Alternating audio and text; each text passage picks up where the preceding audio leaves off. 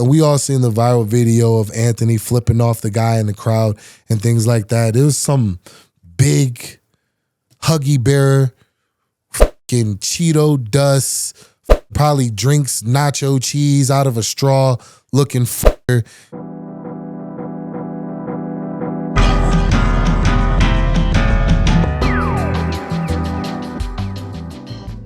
What's going on, Sweet Dreams Nation? There we have it, coming off fresh from Kansas City. I was there, flew out to check out the fights in person. Great vibe of the crowd. Beautiful city, beautiful people. And it was just amazing. Wish I could have fought in front of that crowd because that crowd was absolutely hype, absolutely amazing. And we got to see some really, really good action. I know I only covered the main card, but I would like to give a shout out to the guy on the prelims. I'd like to give a shout out to Malcolm Wellmaker for an incredible performance, man. Incredible performance. Knockout within 2 minutes of the fight. UFC debut. The reason why I'm giving him a shout out because he said afterwards if he got the bonus, he was gonna go and quit his job. He got it. And he did it. He actually seen a video of him walking out of work saying just quit my job. And yeah, hopefully this path holds many, many fortunes for him, and all the best to you in the future because yeah, that's a big leap. That's a big leap of faith. But he looked good. He looked primed. He looked ready for it. And yeah, bro, shout out to you. So starting out the main card, we had Ikram. Yeah, I know. I know I was gonna come back with it right. Ikram Aliskavov. I believe that's what he said. Now I'm gonna be real, y'all. I actually asked him how to say his name, because I felt bad about how bad I butchered it. But against Andre Munoz, ended in the first round. 6 seconds left in the first round. It was a good fight. I felt Ikram controlled the fight for most of the fight with his range. Like I said, he has really, really good timing. He kind of just sits there. He has good strikes whenever he does unload. They're powerful. They're strong. He's willing to mix in the takedowns and things like that. Munoz was actually the one more so shooting for the grapple. He was able to neutralize that, keep his back on the fence, and pick his shot. The shot that he ended the fight with was strange, to say the least. It looked like it was a jab that didn't really land all that hard, and Munoz just didn't like it. He melted. You can see his eyes roll, his whole posture changed and drop. Ikram jumped on and got the finish there. Good performance, and shout out to you, my brother. Going on to the next fight, we had Randy Brown taking on Nicholas Dalby in the fight of the night. Now, this fight, while it was fight of the night, I believe they earned fight of the night because Nicholas Dalby did have some big moments in that, mainly in the first round whenever after Randy set a really good pace from the jump. Really good pace, was really good with the jab, really good with his movement, not really getting caught with too much. The one time he got a little complacent, Nicholas was able to come over the top with a wide hook and clip him, put him on his back. Randy kept composure, fended off the finish, and then got back to work. And then the second round, they went to absolute war. Nicholas Dalby came out a little bit more confident, picking, trying to find that shot a little bit more. But Randy was just sharp, man. I knew Randy would be sharp, fast. He's very, very tall, has long limbs for the weight class, and was able to start picking him apart. Caught him with a hook. I believe it was early on, I believe it was early in the second round. It could have been in the first round. Caught him in the nose, and his nose completely smashed. It looked crushed. I believe he broke his nose with that shot and kind of set off that emergency bell like that. Oh, you got to go for Dalby, and drew him into an exchange. They got in an exchange, got into a firefight, and right in the pocket, and Randy come leaning back with that hook, was able to cannon flatline him face down on the canvas, and that was that. It was a great fight, fun fight while it lasted, and shout out to you, Randy. Good shit. Good shit on both of y'all. 50K for both of them. Beautiful. Michelle Pereira versus Abbas Magomedov. Not an entertaining fight. I'll just say this. This fight, it's not a whole lot to say on this fight. They did a lot of staring each other down, kind of like right in front of each other. There was no jabs. There was no fillers really being out. It was a lot of just shadowing each other, like little feints to pull back into shots. Nobody really established himself to try to get comfortable. Nobody found that consistent shot, whether it be a jab, a leg kick. You had a bust with the teep kicks, which I knew he had those up the middle. He worked those very well. He landed them, and I believe those were able to zap Michel early on. And ultimately, I believe why he won is he landed the bigger shots. So whenever they did actually get off and throw some shots, I believe Abbas had a couple moments where he was able to put together a couple of lands, and it ultimately got him the victory. I love Michel. It's my brother. It's my dog. Always love whenever we see each other. None of us won in that fight. That fight was not what you would expect to see at this level. I hope that they both of them go back to the drawing board and they come out to push for better performances in their next fight. But a win is a win. Shout out to you, Abbas. We'll move on. Giga Chikante versus David Onama.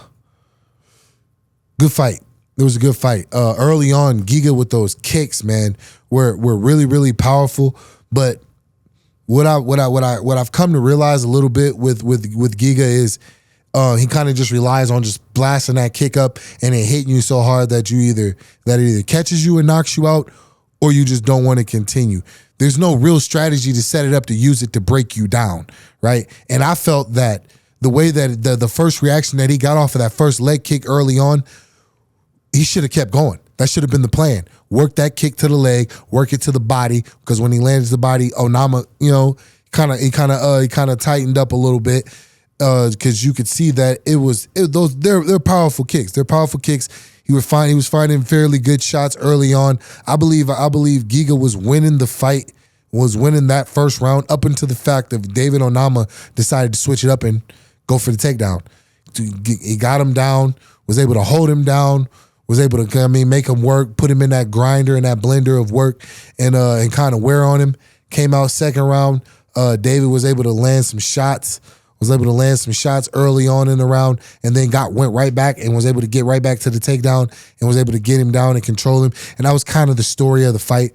Giga wanted to set up and find his shots, but David's grappling and his ability to mix it up between finding combinations with his hands and getting his opponent to the ground was what ultimately got him the victory. It was a fairly dominant performance from my eyes. Outside of the first 2-3 minutes of the first round, David Onama controlled the remainder of the fight.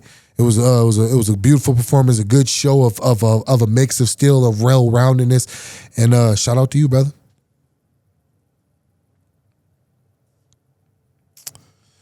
The co-main event, Anthony Smith versus Zhang Mingyang. Man, this was a tough one. Anthony's last walk to the octagon, was hoping to see him with a victory. Did not come to fruition, but what a career, man. What a career, what a legend. Just want to say that, brother, I love you. I appreciate you.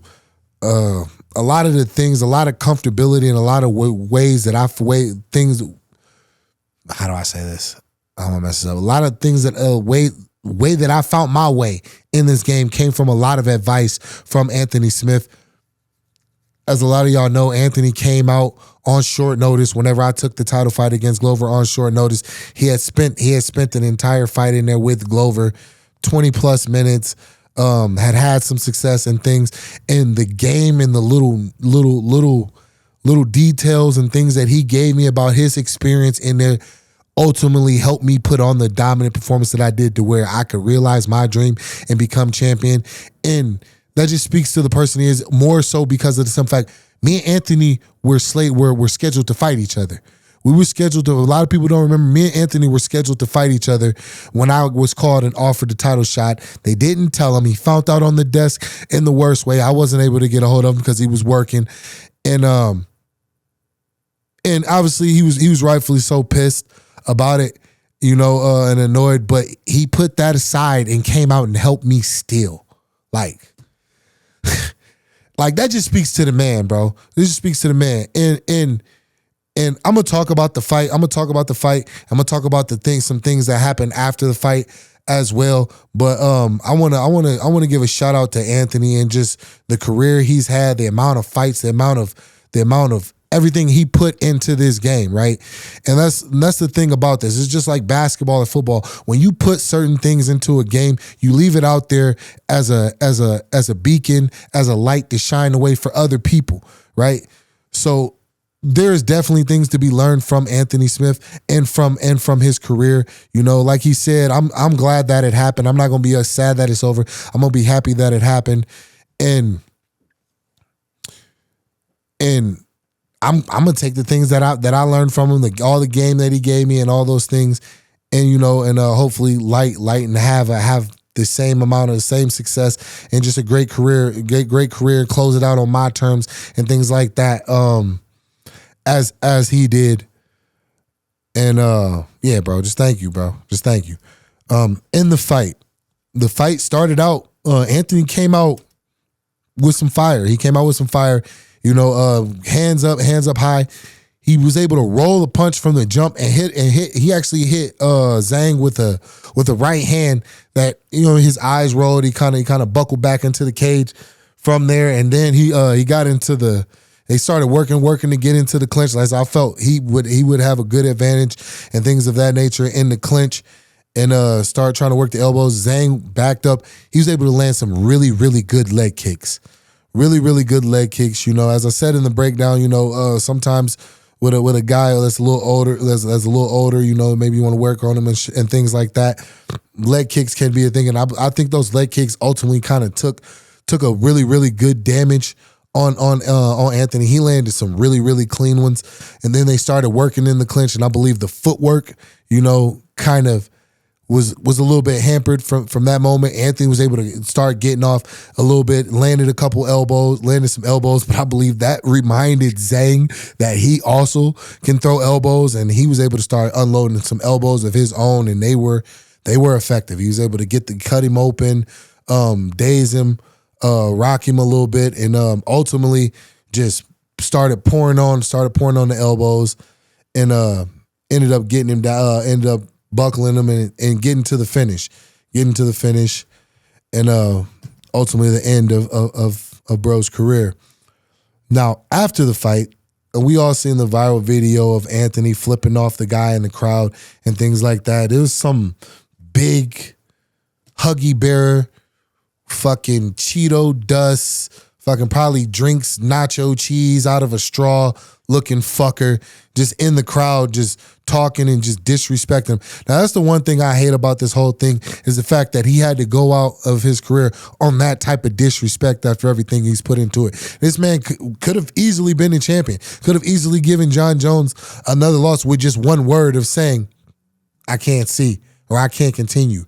But he showed his heart. That's not the way I want to win. Speaking and showing you the man and the fighter that he was, to keep going after he had already eaten that, and to have to go out with some fucking loser just in the crowd that knows he would never. Because the minute people approached him in the crowd, hands up like a little bitch. You know what I'm saying? It's unfortunate, man. We gotta like, as the fans, I would like to see a more of a level of appreciation for what fighters put on the line, And I'm not saying that there are fans that truly, genuinely show love and show respect, and that was shown later. After the fights, I met up with Anthony. Of course, I'm gonna spend that night with him for his, after his last fight, celebrating his career and celebrating all he's done, putting his the life he's created for his family and those beautiful daughters of his, And when we were leaving, man, the applause and the roars and the love after that from the right kind of fans, people that appreciate it the right way, man, I can't thank y'all enough. Everybody that was in that hallway, everybody that we came across from there to the after party, thank you. Thank you so much for that. For him to be able to go out with that so than just some fucking idiot and loser just flapping his gums was something that I truly appreciated, and it just makes me want to go harder and go out there and lay it on the line for you guys. So I appreciate that. Thank you.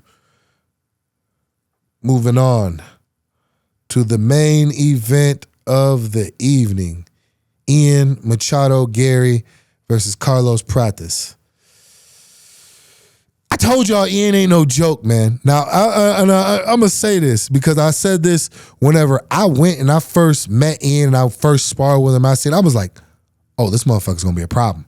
I instantly knew he would be a problem. I instantly knew that he would be that he would be a star and all those things. You know, he walks with a certain confidence. He carries himself with a certain confidence that he's going to make you believe it.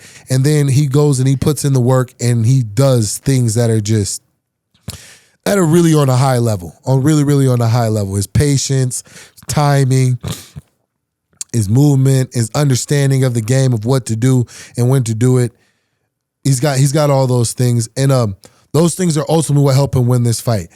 Carlos Prates is a absolute monster, absolute beast. And if it's true that this dude smokes half a pack of cigarettes, smokes cigarettes at all, fuck a day, if he smokes them at all, and he was able to be the threat that he was for 5 rounds, oh my God, y'all got a problem at welterweight. Y'all got a problem. And as fans of people that are watching it, we got some excitement, man. We got a real one. We definitely got a real one. Now, how I saw the fight was Ian came out and controlled the first 3 rounds. He controlled it with movement. He controlled it with the threat of the takedown, and he controlled it with the patience of when and timing of when he took his shots and how he set up his shots and his setups and things of that nature.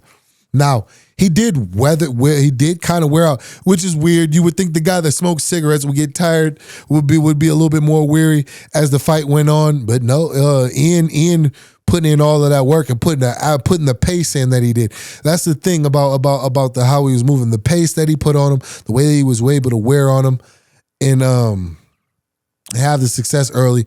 Carlos just bit down on his mouthpiece and was like, you know what? I'm going to go to work. And I'm going to try to get this guy out of there. And he almost did. 4th round, landed some really, really good shots, landed a good body shot, landed some good combination 1-2 up top, and was able to hurt Ian. And then in the 5th round, absolutely almost ended the fight. Almost ended the fight at the end there. Ian shot for a takedown. He reversed the takedown and then just started landing hellish ground and pound from the top. Ian kept composure, was able to entangle him back up and ultimately survive to the end of that round. But man, Carlos Prates is a problem. Is seriously dangerous. But you know, shout out to Ian. I have heard word that Ian is the backup fighter for next weekend's fight. So if anything does happen to where either one of those guys can't go in and perform, he has worked his way into that spot, you know, and I'm happy for him. It was a great main event, high level fight. You know, I like chess matches too, as well as everybody wants to see like knockouts. Knockouts are fun. Dominant performances are fun. We got to see a real chess match in this one. I believe both of them are going to grow and learn from this. They got a lot of film to go back and study and look at the things where they can improve and whatnot from this fight. You know, Ian handing the Fighting Nerds their first loss inside of the UFC. So he's got that little notch under his belt and looking to add more credentials to that. Carlos Prates, I believe he will bounce back and he will, work his way up to the top of the division. These are 2 guys that are young and hungry, and they'll be at the top of the division for a while. And glad we got to witness it. Again, sorry, Kansas City, that I was not there to perform, but June 21st, Baku, I will be there. I will be there to put on the show. Absolutely show y'all the new and improved Sweet Dreams. And yeah, man, that's about it, bro. I enjoyed the fight. I enjoyed the shows. We're gonna get a Word Council popping for y'all next week. I'm gonna let y'all know when it's gonna be live. We're gonna bring in some guests for that. And love, bro. Appreciate you. Thank y'all.